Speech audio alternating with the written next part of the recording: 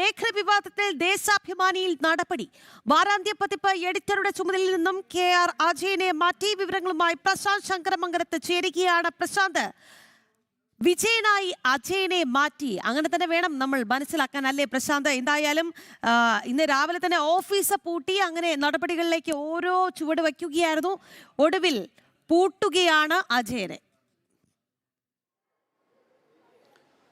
രാഖി, കള്ളൻ വിജയൻ ലേഖനത്തിൽ നടപടി വന്നിരിക്കുന്നു. ദേശാഭിമാനിയുടെ ഭാഗത്തുനിന്നും നടപടി വന്നിരിക്കുന്നു. ഇപ്പോൾ ദേശാഭിമാനിയുടെ വാരാന്ത്യ പതിപ്പ് എഡിറ്ററെ ആ ചുമതലയിൽ നിന്നും മാറ്റിയിരിക്കുന്നു. KR അജയനെതിരെ നടപടി ഉണ്ടാകുമെന്ന് നമ്മൾ രാവിലെ തന്നെ ഇതുമായി ബന്ധപ്പെട്ട വാർത്തകൾ നൽകുമ്പോൾ തന്നെ പ്രതീക്ഷിച്ചതാണ്.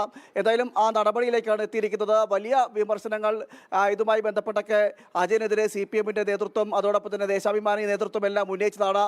ഒടുവിലാണ് ഇപ്പോൾ നടപടിയിലേക്ക് എത്തിയിരിക്കുന്നത്. കള്ളൻ വിജയൻ ലേഖനം, അത് ആ ലേഖനം തയ്യാറാക്കിയതും ആ ലേഖനം പ്രസിദ്ധീകരിക്കുന്നതിന് വേണ്ടിയിട്ടുള്ള നടപടികളെല്ലാം ചെയ്തത് ഇപ്പോൾ അജയനാണെന്നാണ് പാർട്ടി നേതൃത്വവും ദേശാഭിമാനിയും വിലയിരുത്തുന്നത്. അതായത് ആദ്യം തന്നെ, തുടക്കത്തിൽ തന്നെ ഇതിൻ്റെ ഈ ലേഖനവുമായി ബന്ധപ്പെട്ട് നടക്കുന്ന ചർച്ചകളിൽ തന്നെ അത് വേണ്ടെന്ന് എന്ന ഒരു നിലപാട് അവിടെ നിന്നും എഡിറ്റോറിയൽ സമിതിയിൽ നിന്നും വന്നെങ്കിൽ പോലും അതിൻ്റെ ഉള്ളടക്കമോ അല്ലെങ്കിൽ ലേഖനമോ പാർട്ടി വിരുദ്ധതയോ അല്ലെങ്കിൽ CPM വിരുദ്ധതയോ അല്ല എന്ന് പറഞ്ഞത് അജയനാണ്. അതോടൊപ്പം തന്നെ പ്രസിദ്ധീകരിക്കുന്നത് പൂർണ്ണമായും പൂർണ്ണ നിലപാട് സ്വീകരിച്ചതുമെല്ലാം അജയനാണ് എന്നതടക്കമുള്ള കണ്ടെത്തലിലേക്ക് അടിസ്ഥാനത്തിലാണ് ഇപ്പോൾ അജയനെതിരെ നടപടി എന്ന നിലയിലേക്ക് എത്തുന്നത്.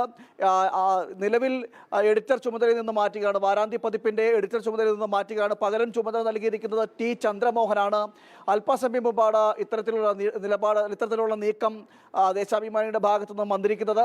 എന്തായാലും തുടർന്ന് പുറത്താക്കൽ നടപടികളിലേക്ക് കടക്കുമോ എന്ന തരത്തിൽ സംശയങ്ങളും നിഴലിക്കുന്നുണ്ട്. കാരണം ഈ ദേശാഭിമാനിയിൽ തന്നെ മുതിർന്ന എഡിറ്റർമാർക്കും അതോടൊപ്പം തന്നെ CPM നേതാക്കൾക്കടക്കം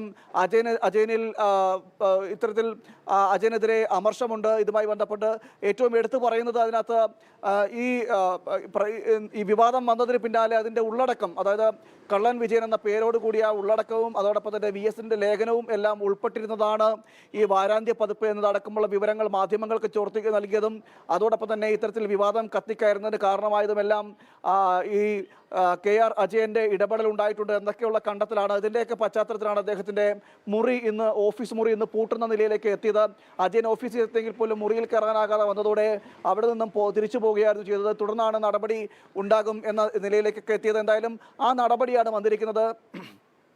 കള്ളൻ വിജയൻ എന്ന ലേഖനം അതുമായി ബന്ധപ്പെട്ടാണ് ഇപ്പോൾ ഇത്തരത്തിലുള്ള വലിയ രീതിയിൽ CPM-ന് തന്നെ അല്ലെങ്കിൽ ദേശാഭിമാനി തന്നെ പ്രതിരോധത്തിലാക്കുന്ന നിലയിലേക്കൊക്കെ എത്തുന്നത്. നേരത്തെ തന്നെ വലിയ വിവാദം ഇതുമായി ബന്ധപ്പെട്ടൊക്കെ ഉണ്ടായിരുന്നു. തിരുവനന്തപുരത്തെ തന്നെ ഒരു നാടക പ്രവർത്തകനായിട്ടുള്ള കള്ളൻ വിജയനെ പറ്റിയുള്ള ലേഖനമായിരുന്നു ഉൾക്കൊള്ളിച്ചത്. അതിൻ്റെ ആ കള്ളൻ വിജയൻ എന്ന് പറയുന്നത് ഈ നാടക പ്രവർത്തകനെ അറിയപ്പെടുന്ന പേര് തന്നെയായിരുന്നു. അദ്ദേഹത്തിൻ്റെ പേരിനോട് കൂടി ചേർത്ത പൊതുജനങ്ങൾ ഈ പേരിലാണ് അറിയപ്പെടുന്നത്. അതുകൊണ്ട് തന്നെയാണ് ആ ടൈറ്റിൽ തന്നെ, അതിൻ്റെ തലവാചകം തന്നെ ആ കള്ളൻ വിജയൻ എന്ന നിലയിൽ വെച്ചത്.